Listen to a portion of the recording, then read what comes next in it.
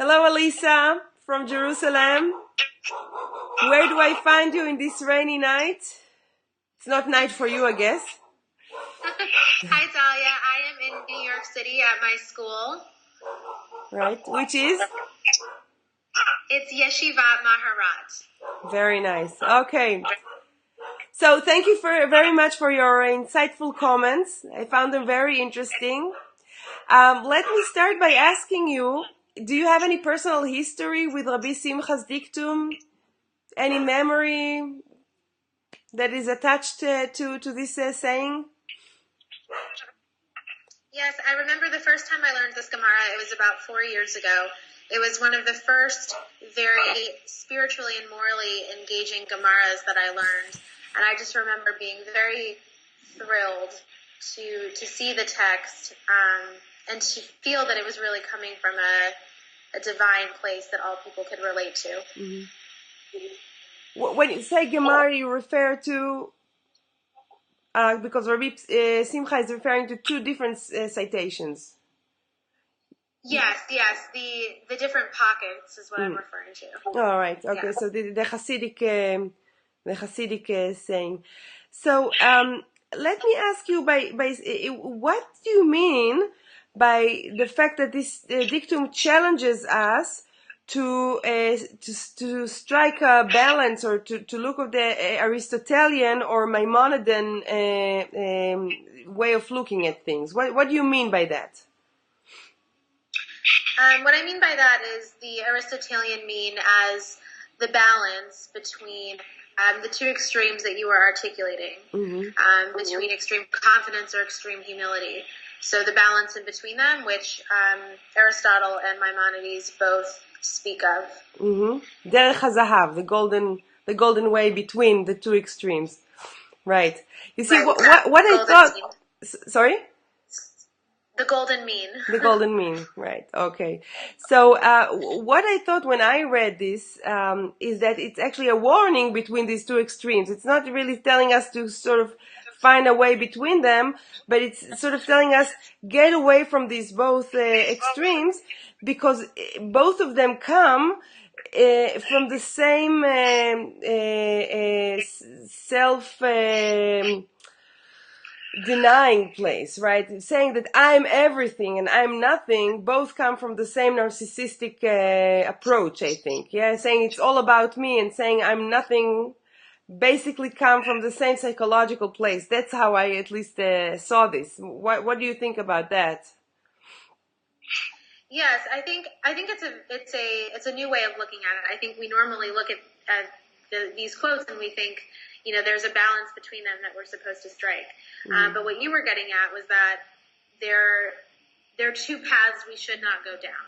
Right. And I thought that this was very striking, because each of them can have a very dangerous end. Although when you refer to how we relate to God, I think that this is a very empowering mode of looking at it. You're saying that we can look at our relationship with God as partners, or as powerless, passive objects. So I think this is a very powerful way of looking at it, saying that one end is actually negative and one end is enabling us to reach good places. Am I right understanding you this way? Yes, but I think, in relation to what you were saying, each of those can go so far and also have a dangerous end. So if we're partners with God to a fault, where we think that we are, the creators, I think that can be dangerous. And I think that's why we have Shabbat, so that we can rest and we can see that other side.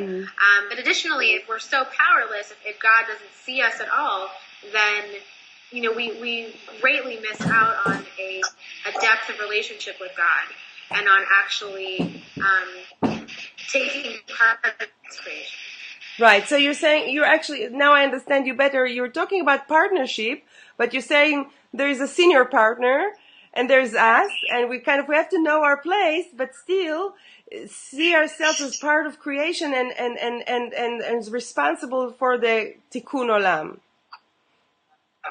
Exactly. Now, let me ask you, can you translate this kind of relationship between us and God to relationship between people, and what would be the results? Absolutely. Yeah, I think absolutely, because I think the relationship that we have with God is also very apparent in the relationship we have people. So if we see ourselves as powerless and meaningless to God, then the way that we'll see ourselves in relation to others will be the same. Similarly, if we have a strong confidence, as you described, almost to a fault, that can lead to hubris in relation to others. Mm-hmm. But I think that learning to communicate and vacillate between these two relationships, and also, finding a new path, for instance, can definitely come about in our relationships with others, and can help us actually live a more moral and giving life. Mm-hmm. I like this comparison. Yes, I think also when we come to prayer, we say "Kedaber Adam el Chavero." We talk to God as a person speaks to his next fellow, and you say that you cannot speak to your next fellow truly unless you are truly a subject, but you relate to the other person as a subject, not as an object. Yes, that's aniyata. If we talk in the Buberian language, it's a conversation between two subjects, not between objects or object and subject. So thank you very much. I think this is a very insightful way. I think that the reason I cited Gordon, the very important Zionist thinker, is that what he proposed is to take this despair, this acknowledgement of our being finite creatures, of knowing that we will die one of these days, that our life on earth is basically short, to take this despair as a power, as a creative power that sort of causes us to do good in the world. And I think this maybe relates to what you say here about us as subjects, as people who have who acknowledge their limits, but still see themselves as empowered and engaged and responsible for making the world a better place. Am I right? I completely agree with you. Mm-hmm. All right. Is there something? And I think that's also part of our. As you mentioned with Tikkun Olam, I think that partnership, but also recognizing, as you were describing, the despair is crucial to our work in this world. So mm-hmm. Thank you so much. Thank you so much for your insightful insights, and your elaborating on them in our conversation. And I hope to see you one of these days.